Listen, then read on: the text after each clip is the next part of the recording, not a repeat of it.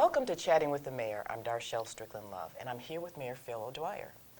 Chatting with the Mayor, we talk about things that affect Berkeley residents. Mr. Mayor, this is the beginning of your second term. I know the first term went pretty quickly.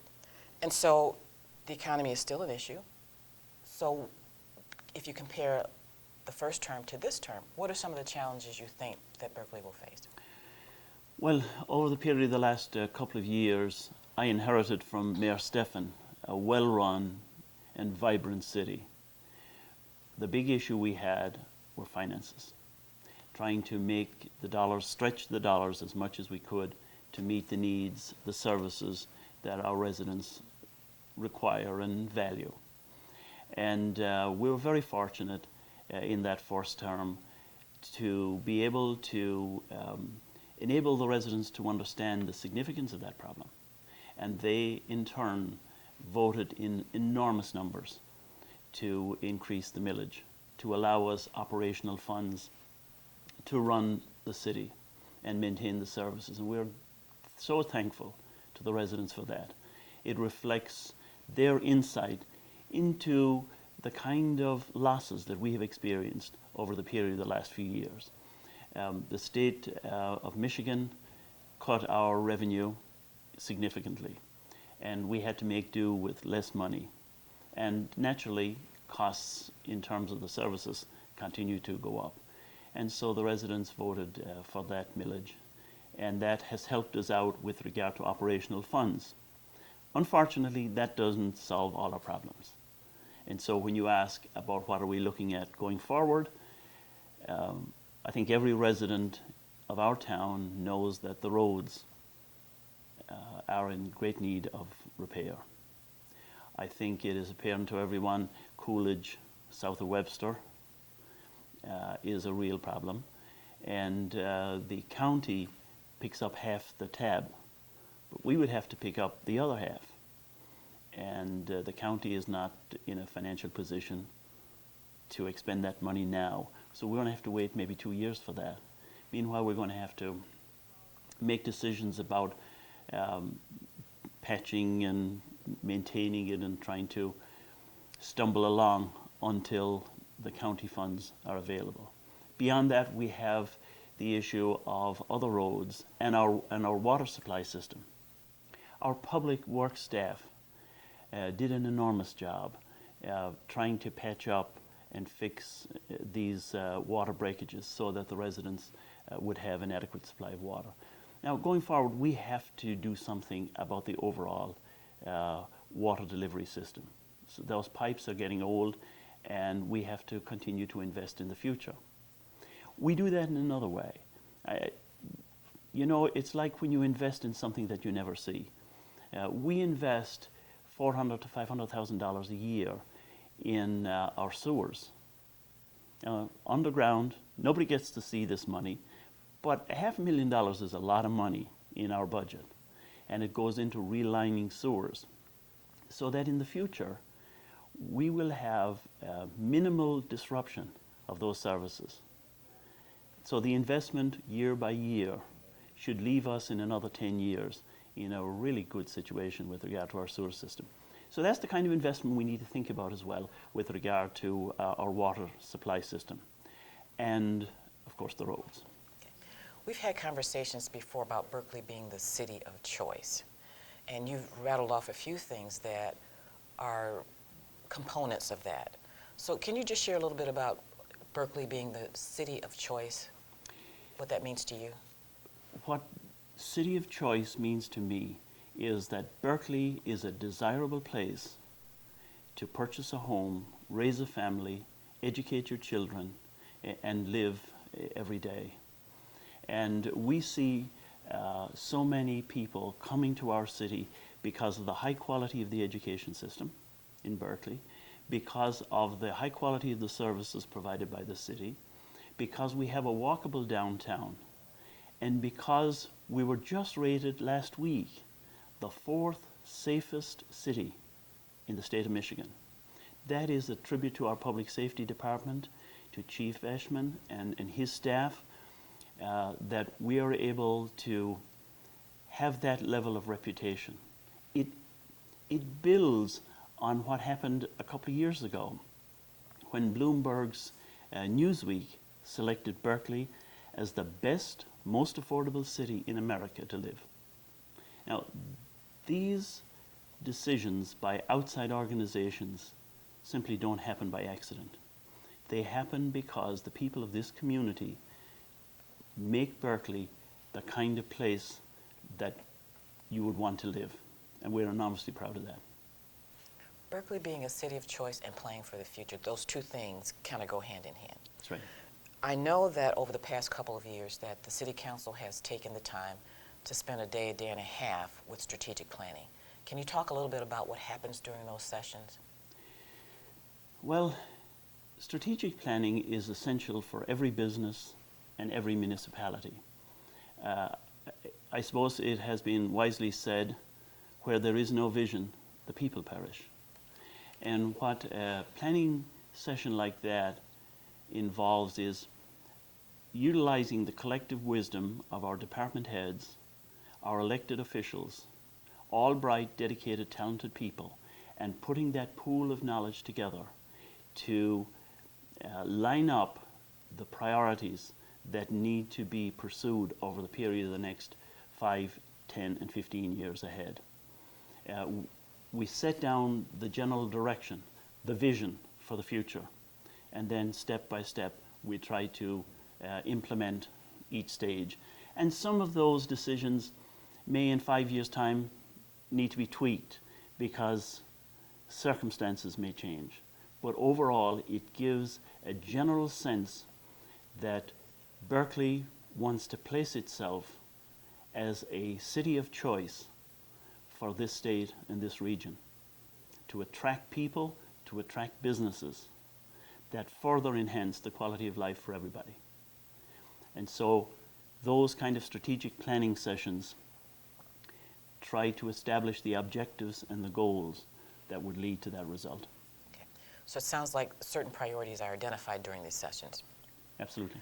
Given that, and in thinking about, again, Berkeley being the city of choice, what it takes for Berkeley to be that city where people want to live, where they think of Berkeley when they want to move. All of the cities are competing for the same people. Correct. So to the extent that priorities are identified that get you closer to the goal of making Berkeley the city of choice, what actions are taken after the priorities are identified? What really goes on afterwards? Quickly, after all of the strategies are set down, you have to put dollars to pursue and implement those strategies. And so the budget is the next move. We go to the budget then and decide what we can do this year, next year, and what needs to await future budgets. So our budget is a 3-year budget system. We do that because we just don't want to look at 1 year. We want to have a vision of where we're going and not be caught in a couple of years' time without the resources that are necessary. And so the plans, the strategies that are discussed quickly turn into dollars. We have staff in the city then say, if you want to do X, this is what it's going to cost you. And then we make decisions about how we feather that into the budget, or how much of it we feather into the budget for this year, next year, and subsequent years. And what happens when there's not enough money? Well, that's, I suppose, the most common problem we always experience. But all of us as residents have the same problem. I mean, very few of us are independently wealthy that we don't understand the limitations of our own family budgets. So we have to make concessions. We have to defer some things, like we did several years ago. We deferred a lot of necessary repairs to our buildings, for example, our equipment, all deferred, and we needed that new equipment. And now we're able to begin to start improving the quality of the equipment we have. So we have to tailor our appetite for that city of choice to the dollars we have. But sometimes issues arise that are so pressing that we may have to say to the community, as we will with regard to the roads, these roads need to be fixed. We've got to come up with a way to fund that. It has always troubled me in cities that we use the bond system for fixing roads. And then we get an injection of significant dollars, then it goes away again for the next 10 years. But the roads are still often in need of maintenance. And a road can go from a condition of being fair to being poor very quickly.